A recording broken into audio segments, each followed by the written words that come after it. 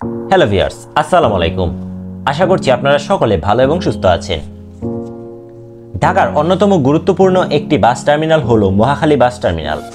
একটা সময় মহাখালী বাস টার্মিনালের একটি বড় অংশ ছিল এনা ট্রান্সপোর্টের দখলে, যেখানে টার্মিনালের বাহিরের এই অংশটা পুরোটা জুড়ে এনা ট্রান্সপোর্টের বাসগুলো থাকতো। তবে 2024-এর জুলাইয়ে আওয়ামী লীগের পতনের পর এনা ট্রান্সপোর্টেরও পতন হতে থাকে। তবে 2024-এর জুলাইয়ের আন্দোলনে আওয়ামী লীগের পতনের পর এনা ট্রান্সপোর্টেরও পতন হতে থাকে। সেই গল্পটা আশা করি আপনাদের সকলেরই জানা। আর তারপর থেকে টার্মিনালেও জায়গা হারাতে থাকে এনা ট্রান্সপোর্ট।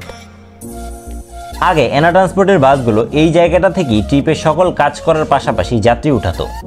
এছাড়া বাসগুলো ট্রিপ শেষ করে এখানে এসেই বিশ্রাম নিত। এই জায়গাতে তখন অন্য কোনো বাসকে দাঁড়াতে দেওয়া হতো না। এমনকি শাহ ফতে আলী পরিবহন, এসআর ট্রাভেলসের মতো অপারেটর এর বাসগুলোকেও থাকতে হতো পেছনের দিকে। এই জায়গাটাতে এখন এনা ট্রান্সপোর্টের বাসগুলো বিশ্রাম নেওয়া তো দূরের কথা, যাত্রী ওঠাতে হচ্ছে টার্মিনালের বাহিরের থেকে। যেই জায়গাটা আগে এনা ট্রান্সপোর্টের দখলে ছিল, সেটি এখন পুরোপুরি ইউনাইটেড ট্রাভেলস আর বিলাস পরিবহনের দখলে।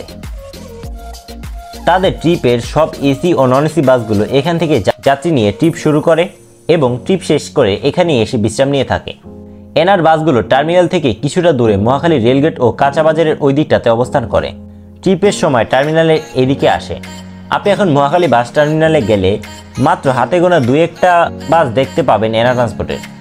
তবে এনা ট্রান্সপোর্টের নিজস্ব যেই এসি কাউন্টার ছিল সেটি আগের মতোই আছে।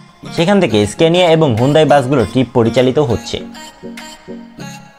তো এই ছিল আজকের ভিডিওটি ভালো লাগলে ভিডিওটিতে একটি লাইক দিয়ে কমেন্টে আপনার মূল্যবান মতামত জানাতে পারেন। এতক্ষণ পর্যন্ত সাথে থাকার জন্য সকলকে ধন্যবাদ।